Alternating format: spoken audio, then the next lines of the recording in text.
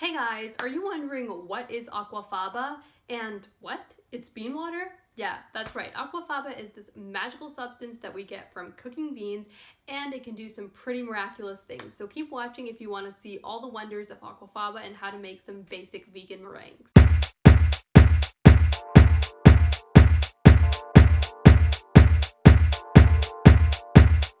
So aquafaba is like magic for vegans. I still remember when aquafaba was first invented or discovered, I guess, by some pretty awesome guys back in around 2015, and it was like mind-blowing. Now with aquafaba, there's more and more experimentation, more and more knowledge as to how to use it, and we're getting to a lot of breakthroughs for vegan baking with aquafaba. And also there is an awesome group, a Facebook group, which is all about this topic, so I will also link that below if you guys are curious about aquafaba and want to know more. That is a really great resource.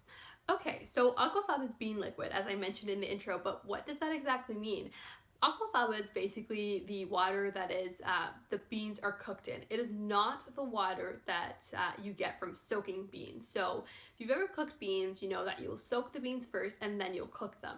So that water that you soak, the soaked water from that initial soak with the beans is not aquafaba, and you don't want to use that. I have made that mistake before, and yeah, you're not going to get any whipping action. So it's the water the beans are cooked in. And it's really important that the water the beans are cooked in have nothing added to it, because that can really mess up with your results. So as you can see in this clip, these are 3 cans that I got from the grocery store, each with different ingredients. Oftentimes you'll have chickpeas, water, and salt. Salt is okay, but it can make your recipe a little too salty. So it might work and it might not work. To be safe, you really want to get a can with just has chickpeas and water. If you can't, the salt is like the next best option. What you don't want to use is the one with the preservative. So a lot of chickpeas will have disodium or EDTA or some other preservatives added in. You don't want to use that because that can really mess up your results and also just really alter the taste, and you're not usually supposed to be drinking that water, right? Usually when you use beans, you drain off that water. So if there are preservatives and additives, you know, they're not really meant for consumption, so I wouldn't personally feel too safe adding that into my body. So just really try to find a chickpea can with really simple ingredients, and if not, you can always make aquafaba at home. And if you're wondering how to do that, there are tons of really great videos and blog posts on this topic, and also the Facebook group that I mentioned is a really great resource to really figure out how you can do that at home if you cannot get chickpeas, which are cooked in simple ingredients, at your grocery store. And you can also use aquafaba that is from any beans. It does not have to be chickpeas. The white beans tend to be better because they won't impart a color. For example, the water in black beans tends to be black, so it will give a little bit of a color to your meringue, and if you're okay with that, then you're totally okay to use that. So now that you have the aquafaba, what do? So one thing you can do before you actually start is to reduce the aquafaba. So you can kind of boil that aquafaba down to half the size, and what will end up happening is you get a much thicker, viscous liquid, which will actually whip better and it will be more stable. So if you're having lots of issues with your aquafaba, this is a really great tip. Just reduce your aquafaba to about half. Once you've reduced it on the stove to half, then you want to cool it completely in the fridge. Do not use hot aquafaba, it will not whip. Before you start whipping, you can choose to add in a bit of an acid. This really just helps the whipping process, and it can help your aquafaba to be a little bit more stable, and really just to help it actually whip up. If you're not getting a fluff, try adding in a little bit of acid, like cream of tartar, or adding like a drop of apple cider vinegar or something like that. I just use like a 1/16 of a teaspoon, like a pinch of cream of tartar. Okay, so now you get to the point where you're gonna whip the aquafaba, and you can choose any amount of aquafaba. That is gonna be 1 part. So I chose to use a 1/4 cup of aquafaba, and it will actually whip up into a lot. So you don't really need to use a lot of aquafaba to get a lot of product. So I used a 1/4 cup, and you're gonna whip those 2 things in if you want to add the acid, that is, and then you'll whip.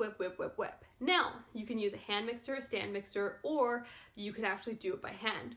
If you do it by hand, I will caution you, aquafaba can take up to like 20 minutes to really whip up, and your hands might just give up. So if you're gonna whip it by hand, make sure that you know you can do it, or maybe you have 2 or 3 friends who can take turns, because you do have to whip it for a long time. sometimes. So if you're not seeing anything after 10 minutes, don't give up. Sometimes it does take up to 20 minutes.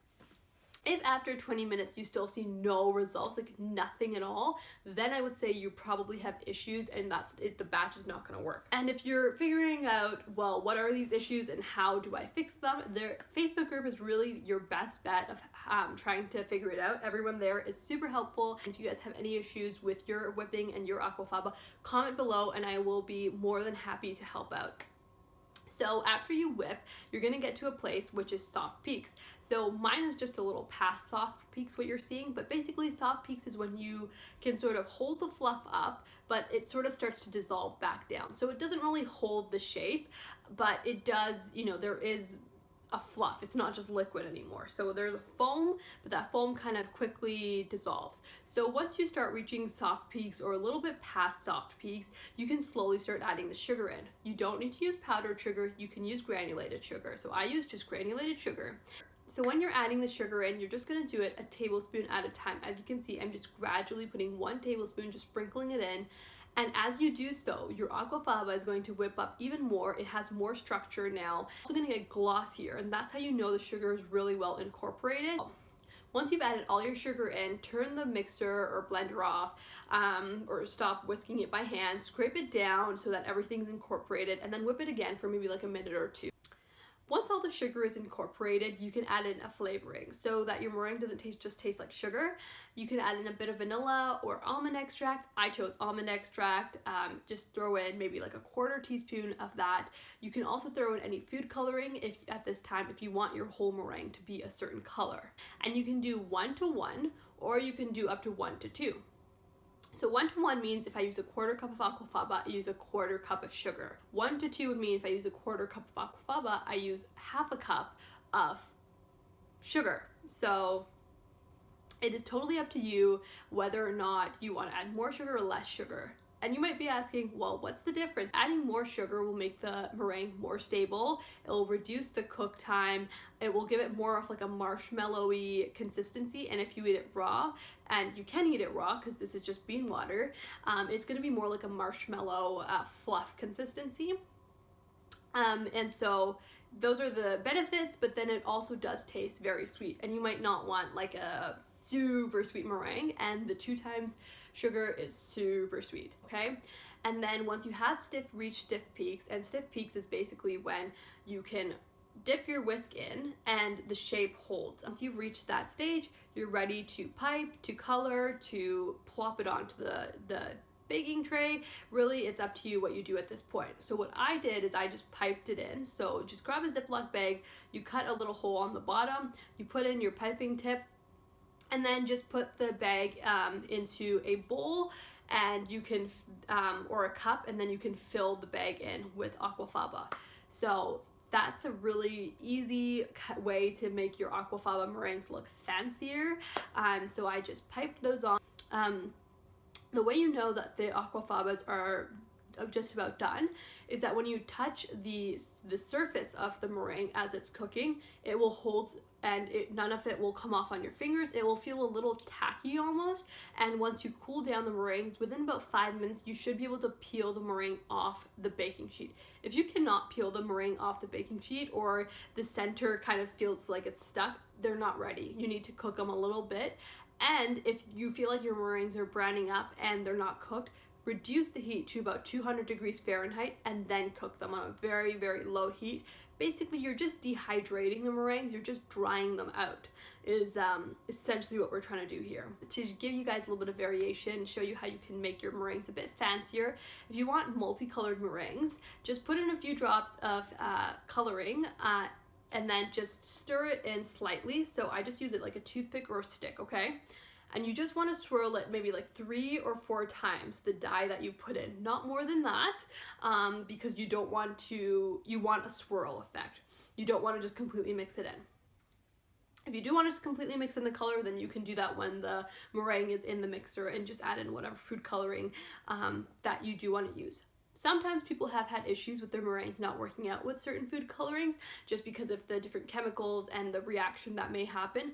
So do watch out for that. Maybe the first time just try making basic meringues without food coloring. But if you want to fancy it up, you can easily do this.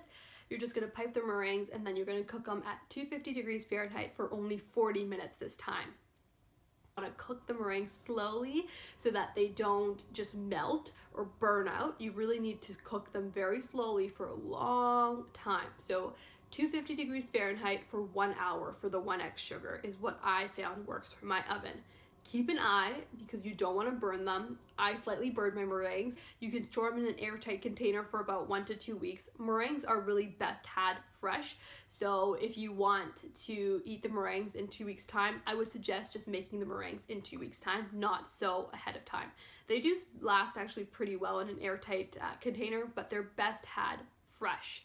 And so the meringues, which have the multicolor swirling, are actually double the sugar, and as you can see, the texture is actually just slightly different, a little bit bumpier, the hold is better, so you can see the textural differences that adding more sugar provides to the meringues. And then the plain meringues, which I slightly overcooked, are a little bit browner than they should be, are just 1x sugar.